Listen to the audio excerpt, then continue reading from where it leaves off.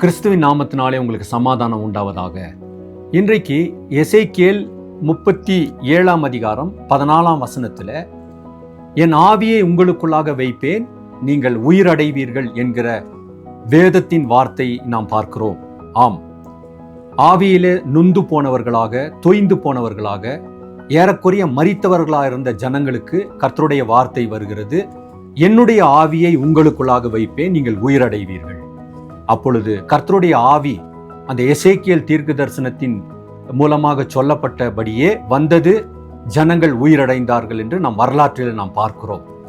ஆம், இன்றைக்கு கூட வாழ்க்கையில சோர்ந்து போனவர்களாக, வாழ்க்கையில பலவிதமான தோல்விகளினாலே நொந்து போனவர்களாக நாம் காணப்படலாம்.